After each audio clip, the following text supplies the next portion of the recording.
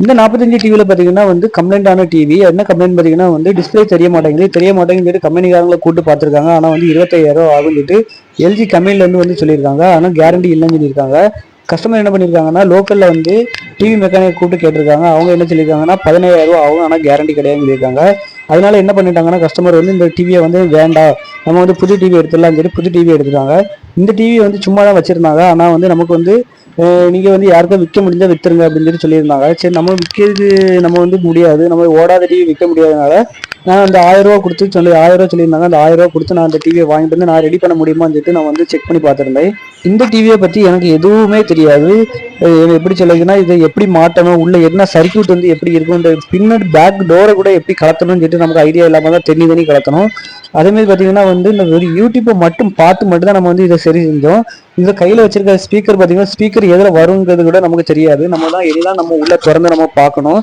First பார்த்தீங்கன்னா கமத்தி போட்டுடலாம். கமத்தி போட்டு பின்னாடி வந்து நம்ம வந்து பிளக் பாயிண்ட் வந்து நம்ம வந்து கொடுத்து ஆன் பண்ணி செக் பண்ணி பண்ணோம்ல, அந்த பவர் கேபிளை வந்து ஃபர்ஸ்ட் நம்ம வந்து கலத்தி விட்டுடலாம். கலத்தி விட்டுட்டு பார்த்தீங்கன்னா பின்னாடி இருக்க எல்லா ஸ்க்ரூவுமே கலத்திட வேண்டியதான். ஒரு ஸ்க்ரூ விடாமல் எல்லாத்தையும் கலத்திடணும். என்னன்னா வந்து சில இடத்துல வந்து சின்ன ஸ்க்ரூ உள்ள இருக்குது, நமக்கு தெரியாமல் நானும் கலத்தி பார்த்து கலத்த முடியல. நம்ம சின்ன ஹோல் மாதிரி இருக்குது, அந்த ஹோலுக்குள்ளேயுமே வந்து ஸ்க்ரூ இருக்குது, அதையும் கலத்தி விட்டுடலாம். மொத்தத்தில் வந்து பேக்கில் என்னென்ன ஸ்க்ரூ இருக்குது எல்லாத்தையும் டோட்டலாக கலத்திட வேண்டியதாங்க. அதை கலத்த முன்னாடி ரொம்ப கஷ்டமாக தான் இருந்துச்சு. என்னன்னா எல்லா ஸ்க்ரூவுமே கலத்தினதுக்கு அப்புறம் கூட கேனல் வந்து ஓப்பன் பண்ண முடியல, அதாவது வந்து பேக் டோரை வந்து ஓப்பன் பண்ண முடியல. அது ஏதோ டெக்னிக்கல் ஏதோ இருக்குது, எப்படியா சின்ன இடத்துல தென்னுனா வர்றது மாதிரி இருக்கும்.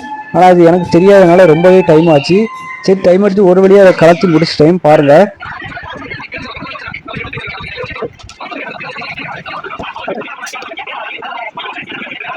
ஒரு வழியாக பார்த்தீங்கன்னா பேக் டோரை கலத்திட்டேன்.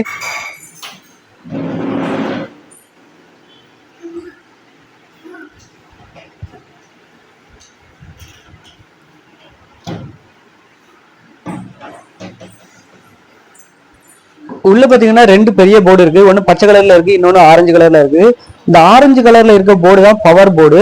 நம்ம வீட்டுல வர கரண்ட் பாத்தீங்கன்னா 220 230 வால்ட் நமக்கு வரும். இந்த அப்படியே டைரக்டா நம்ம கொடுக்க முடியாதனால நம்ம வந்து ஒரு சர்க்கிட் போர்டு வேணும். அந்த சர்க்கிட் போர்டு தான் இந்த போர்டு. இதுல பாத்தீங்கன்னா 12 வால்ட் 24 வால்ட் அப்படி நமக்கு வந்து பிரிச்சு வச்சிருப்பாங்க. நமக்கு கரெக்டா எவ்வளவு வருதுன்னு சொல்லிட்டு அந்த சர்க்கியூட் வந்து எவ்வளவு வந்து நமக்கு தெரியாது. இந்த போர்டுல பார்த்தாலே தெரியும். நம்ம இந்த இடத்துலதான் வந்து கருப்பு கலர் பின் இருக்கு பார்த்தா, இந்த இடத்துல நம்ம வந்து பவர் பின்னை வந்து நம்ம கனெக்ட் பண்ணுவோம். அதனால ஈஸியாவே நீங்களே கண்டுபிடிச்சலாம் இது பவர் போர்டு அப்படின்னு சொல்லிட்டு. அதுக்கு மேல பாத்தீங்கன்னா ரெண்டு ஒயர் பார்த்தும் டைரக்டா வந்து பேனலுக்குள்ள போயிருக்கும். அது எதுக்குன்னு பாத்தீங்கன்னா வந்து பின்னாடி வந்து எல்இடி லைட் இருக்கும். அதாவது வந்து நமக்கு வந்து படம் தெரியறதுக்கு வெளிச்சம் வேணும்ல, அந்த வெளிச்சத்துக்காண்டி உள்ள வந்து ரெண்டு லைட் இருக்கும். அதாவது வந்து ஒரு ரெண்டு லைட் இல்ல, அதாவது ஒரு ஸ்டிப் மாதிரி இருக்கும். அந்த ஸ்டிப்ல வந்து ஒரு 3 இன்ச்சுக்கு வந்து லைட் வந்து உருண்டையா லைட் வச்சிருப்பாங்க. அந்த லைட்டுக்காண்டி உள்ள லைன் போகுது. இந்த ஸ்பீக்கர் வந்து எதுல வரும்னு சொல்லி நமக்கு தெரியாது. அதனால சும்மா வச்சு பார்த்துடலாம் எந்த இடத்துல வரும்னு சொல்லி வச்சு பார்த்துருந்தோம்.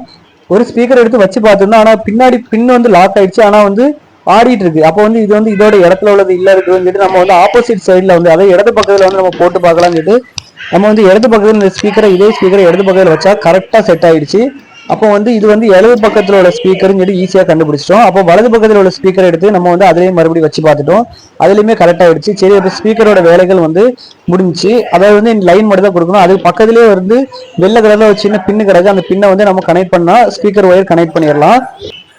அந்த மதர் போர்டில் பாருங்க ரெண்டு வந்து ஸ்டிப் இருக்கு. அதாவது அந்த பச்சை கலர் போர்டு, அந்த பச்சை கலர் போர்டில் பாருங்க ஒன்று வந்து வெள்ளை கலர் ஸ்டிக்கர் அடிச்சிருக்கு, இன்னொன்று வந்து ரெட் கலர் ஸ்டிக்கர் அடிச்சிருக்கு.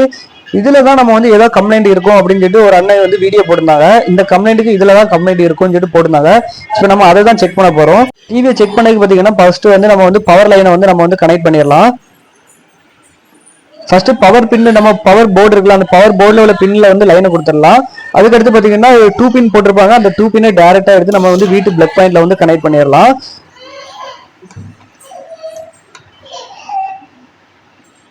சுவிட்ச் போட்டு பார்த்துடலாம். சுவிட்ச் போட்டு பார்த்தோம்னா பார்த்தீங்கன்னா உள்ள வந்து பேக் லைட் எரியாது கிளியராகவே தெரியும். இப்போ பார்த்தா தெரியுதுன்னு நினைக்கிறேன். வெள்ளை கலர்ல வந்து லைட் தெரியுது. அது எல்லாமே வந்து பேக் லைட்டோட வெளிச்சம் தான் நமக்கு வெளியே தெரியுது. அப்போ வந்து பேக் லைட்ல எந்த கம்ப்ளைண்ட்டும் இல்லை அப்படின்னு சொல்லி நம்ம வந்து அதை வந்து புரிஞ்சிக்க முடியுது. அப்ப நமக்கு வந்து படம் மட்டும் தான் தெரியல, பேக் லைட் நல்லா தான் இருக்கு, நமக்கு படம் தான் தெரியல. அதுக்கு தான் ஒரு சின்ன ட்ரிக் ஒன்று சொல்லியிருந்தாங்க. செம்ம ஐடியாங்க அது. ஆனா இது வந்து எவ்வளவு நாளுக்கு வந்து செட் ஆகும், நம்ம இப்படி பண்ணும்போது எவ்வளவு நாளைக்கு செட் ஆகும், இல்லைன்னா வேற ஏதாவது ப்ராப்ளம் வருமா என்கிட்ட எனக்கு தெரியல. ஆனா டிவி ஆன் பண்ணிடலாம். அதாவது இந்த வெள்ளை கலர்ல ஒரு ஸ்டிப்பு கொடுத்துருக்கலாம், அந்த வெள்ளை கலர் ஸ்டிப்பையும் ரெட் கலர் ஸ்டிப்பையும் நம்ம வந்து ஒன்னொன்னா கலத்தி விட்டு பார்க்கணும். இப்போ நம்ம வந்து சுவிட்சை ஆஃப் பண்ணிக்கிட்டு நம்ம வந்து இப்ப ரெட் கலர் ஸ்டிப் இருக்குல்ல, அந்த ரெட் கலர் ஸ்டிப்பை வந்து உள்ள வந்து கருப்பு கலர்ல வந்து ஒரு பின்னு மாதிரி இருக்கு, அந்த பின்னை வந்து தூக்கி விட்டீங்கன்னா அந்த ரெட் கலர் ஸ்டிப்பை வந்து பைய அசைச்சு கலத்திடலாம். இப்போ வந்து பாத்தீங்கன்னா கலத்தி விட்டுடாச்சு. கலத்தி விட்டுட்டு என்னன்னா மறுபடியும் வந்து அப்படி விட்டுடலாம் கீழே, அதை லாக் பண்ணிட்டு மறுபடியும் சுவிட்சை போட்டுட்டு மறுபடியும் வந்து கீழே வந்து டிஸ்பிளே தெரியுதா சொல்லிட்டு நம்ம வந்து செக் பண்ணி பார்த்துடலாம். இப்போ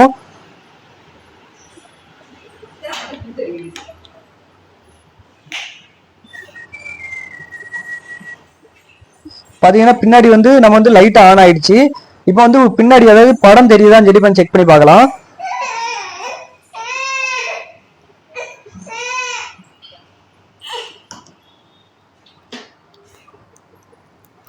இப்போ டிஸ்பிளே பாருங்க, ஒரு சைடுல பாத்தீங்கன்னா வந்து வெள்ளை கலர்ல இருக்கு, ஒரு சைடுல வந்து பிளாக் கலர்ல இருக்குது.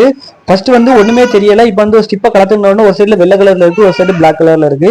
இன்னொன்னு என்ன பண்ணலாம்னு பாத்தீங்கன்னா அதை அப்படியே கமத்தி வச்சுட்டு சுவிட்சை ஃபர்ஸ்ட் ஆஃப் பண்ணிடலாம். சுவிட்சை ஆஃப் பண்ணிட்டு அந்த ரெட் கலர் ஸ்டிப்பை வந்து பூ போல வந்து இருந்த இடத்துல அப்படியே நம்ம வந்து கனெக்ட் பண்ணிடலாம். கொஞ்சம் சேஃபாவே கனெக்ட் பண்ணுங்க. அதே மாதிரி பின்ன நம்ம வந்து எடுத்து விட்டுட்டு அந்த ரெட் கலர் ஸ்டிப்பை பைய பூ போல இருந்த இடத்துலயே வந்து நம்ம வச்சிடணும். கரெக்டா அந்த பின் அங்கேயுமா நம்ம அசையாம கரெக்டா உள்ள வந்து சொருகிடுங்க. கரெக்டா சொருகிட்டு அந்த லாக்கையுமே வந்து பிரஸ் பண்ணி விட்டுருங்க. இப்போ பாத்தீங்கன்னா வந்து உள்ள கரெக்டா நம்ம வந்து உள்ள தள்ளிட்டோம்.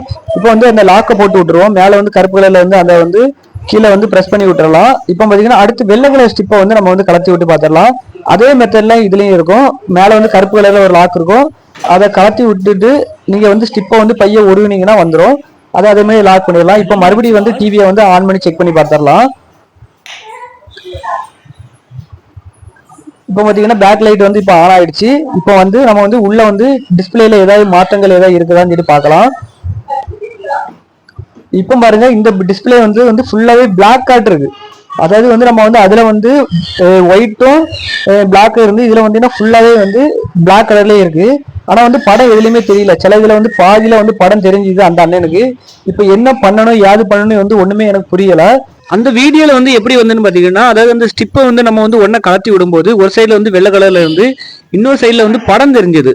அதே மாதிரி தான் இருக்கும். நானும் இங்க பார்த்தா ஃபுல்லாவே பிளாக் கலர்ல இருக்கு. இப்போ வந்து எது வந்து எந்த ஸ்டிப்பு நாஸ் ஆயிருக்குன்னு சொல்லி நம்ம கண்டுபிடிக்க முடியல.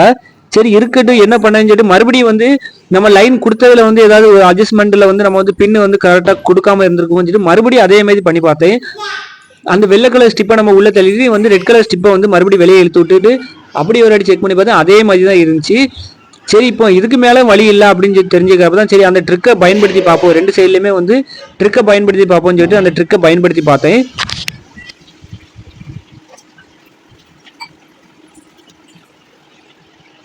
அந்த ட்ரிக் என்ன ட்ரிக்குன்னு பார்த்தீங்கன்னா, இந்த மாதிரி வந்து வெள்ளை கலர் டேப் எடுத்துக்கலாம். அந்த வெள்ளை கலர் டேப் எடுத்து அதாவது வந்து நம்ம வந்து வெள்ளை கலர்ல வந்து ஸ்டிப் ஒன்று இருந்து அதே மாதிரி ரெட் கலர் ஸ்டிப் இருந்து வெள்ளை கலர்ல பார்த்தீங்கன்னா ஃபுல்லாவே பிளாக்கா இருந்துச்சு.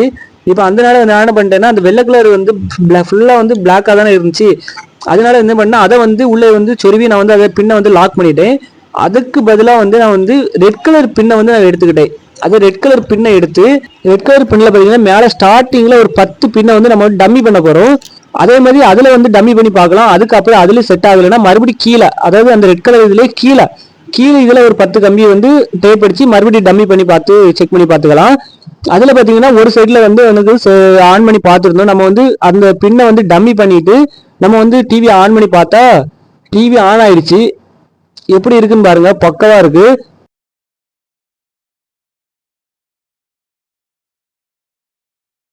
இங்க பாருங்க எவ்வளவு சூப்பரா படம் தெரியுதுன்னு. எந்த செலவுமே இல்லாம டிவி ஆன் பண்ணியாச்சு. இப்போ பாருங்க வந்து நம்ம வந்து ரெட் கலர்ல தான் டேப் அடிச்சிருக்கோம். ஃபர்ஸ்ட் வந்து என்னன்னா ஒயிட் கலர்ல வந்து ஃபுல்லா பிளாக்கா இருந்துச்சு. அதனால என்ன பண்ணிட்டோம்னா நம்ம ஒருவேளை அது டிஸ்பிளே வந்து எந்த லைன் வந்து பிரச்சனை இல்லைன்னு நினைச்சிட்டு நம்ம வந்து ரெட் கலர் பின்ல தான் ஃபர்ஸ்ட் மேல இடத்துல அதாவது மேல இப்ப கை வச்சு காட்டுற பதில் அந்த இடத்துல ஃபர்ஸ்ட் ஒரு 10 பின்னை வந்து நம்ம டம்மி பண்ணி பார்த்தோம். ஆனா வந்து செட் ஆகல. மறுபடியும் வந்து என்ன பண்ணா கீழே இருந்து ஒரு 10 பின்னு டம்மி பண்ணி பார்த்தோம். அதுல வந்து டிவி ஆன் ஆயிடுச்சு. எனக்கு ஆன் பண்ணதுல ரொம்பவே சந்தோஷங்க. இப்ப கிளியரா பாருங்க, நான் கலத்தி காட்டுறேன் இங்க எப்படி டேப் அடிச்சிருக்கேன்னு சொல்லிட்டு. இப்ப பார்த்தா தெரியும் ஒரு வெள்ளை கலர்ல சின்ன டேப் தெரியுதா, அந்த டேப் ஒரு 10 கம்பியை மறைச்சிருக்கு. அதாவது அதை வந்து அப்படிதான் நம்ம வந்து டம்மி பண்ணிருக்கோம். அந்த இடத்துல இந்த லைன் ஷார்ட் ஆயிருக்கு அப்படின்னு சொல்லி அந்த அண்ணன் சொல்லியிருந்தாங்க அந்த வீடியோல. இது லைன் ஷார்ட்னால வந்து இந்த மாதிரி இருக்கும். ஆனா இப்படி பண்ணலாமான்னு கேட்டா பண்ணக்கூடாது அப்படின்னு தான் சொல்லுங்க. டெம்பரரியா வேணா யூஸ் பண்ணிக்கலாம். அதாவது வந்து எவ்வளவு நாள் போகும்னு தெரியாது அப்படின்னு சொல்லியிருக்காங்க, மென்ஷன் பண்ணியிருக்காங்க. சரி நமக்கு வந்து 1000 ரூபா கொடுத்து வந்து ஒரு வாட்டி செக் பண்ணி பார்ப்போமேன்னு சொல்லிட்டு தான் நானும் அந்த டிவியை வந்து வாங்கியிருந்தேன். வாங்கி செக் பண்ணி ஆன் பண்ணி பார்த்தாச்சு. இது இப்போ இந்த டேப்பை மட்டும் அடிச்சு நம்ம வந்து உள்ள சொருவும் போது மட்டும் கொஞ்சம் கஷ்டமா இருந்துச்சு. கொஞ்சம் கஷ்டப்பட்டு சொருவிட்டேன். ரொம்ப கஷ்டம்னு சொல்ல முடியாது, ஆனா உள்ள போயிடுச்சு. அப்புறம் வந்து நம்ம லாக் பண்ணிட்டு மறுபடியும் டிவி ஆன் பண்ணி பார்த்துடலாம். இப்போ வந்து பேக் லைட் வந்து ஆன் ஆயிடுச்சு.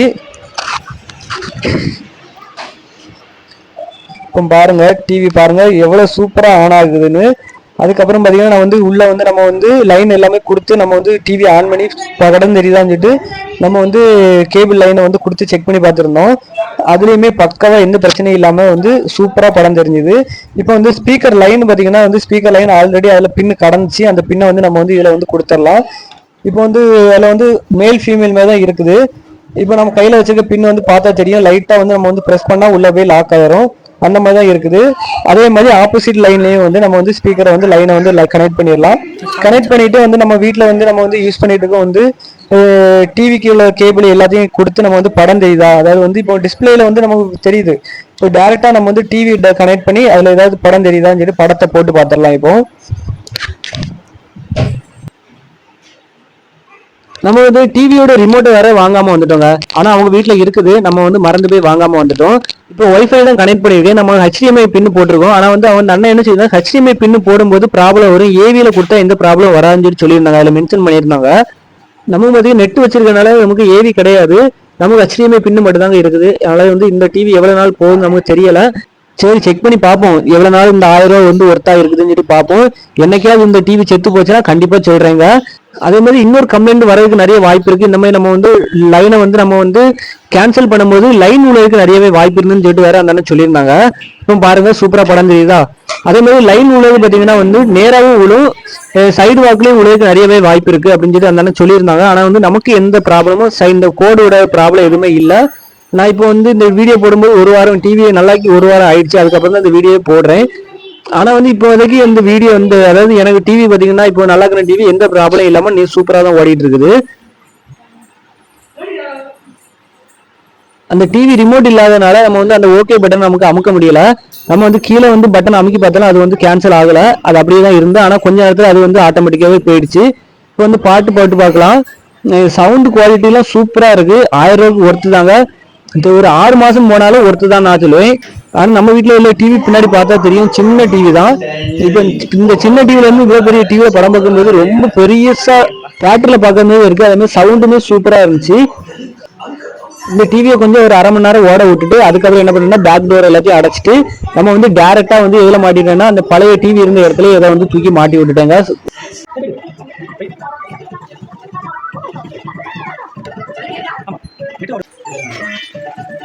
நம்ம வீட்டில் பார்த்தீங்கன்னா இந்த சின்ன டிவியில் தான் இவ்வளோ நாள் படம் பார்த்துட்டு இருந்தோம். இப்போ என்னென்னா பெரிய டிவியில் படம் பார்க்க போகிறாங்க. ரொம்பவே சூப்பராக இருக்குது நம்ம படம் பார்க்கறதுக்கு. இந்த பழைய டிவியை நம்ம வந்து கலத்திடலாம். இந்த ஸ்க்ரூவும் அந்த ஸ்க்ரூவும் செட் ஆகலை. அதேமாரி வந்து இந்த ஸ்டாண்டில் பார்த்தீங்கன்னா வந்து அந்த 43 இன்ச்சு டிவியை வந்து மாட்ட முடியுது. ஆனால் என்னென்னா இந்த டிவியோட ஸ்க்ரூ சைஸு பார்த்திங்கன்னா பெருசாக இருக்குது. அந்த டிவியோட பழைய டிவியோட ஸ்க்ரூ வந்து சின்ன ஸ்க்ரூ. அதனால் நம்ம ஸ்க்ரூவை வந்து நம்ம வந்து எலக்ட்ரிக்கல் வரை தான் பண்ணுறதுனால நம்ம ஸ்க்ரூ டப்பாலேயே வந்து அதுக்குள்ளே ஸ்க்ரூ ஏன்ட்ட இருந்தனால நம்ம அதே ஸ்க்ரூ யூஸ் பண்ணிடுறோம். கடையில் எந்த ஸ்க்ரூவுமே வாங்கலை. ஆக மொத்தம் இந்த செலவே இல்லாமல் இந்த டிவியை வந்து நம்ம சரி செஞ்சு முடிச்சாச்சு. வெறும் சின்ன டேப் மூலமாகட்டே நல்லாக்கியாச்சுங்க. இனி வந்து இதை டிவியை வந்து நம்ம மாட்டி ஆன் பண்ணி பார்த்து எப்படி இருக்குன்னு சொல்லி பார்த்துடலாம். ரொம்பவே சூப்பராக இருந்துச்சு. சவுண்டு குவாலிட்டிலாம் வேறு லெவலில் இருக்குது.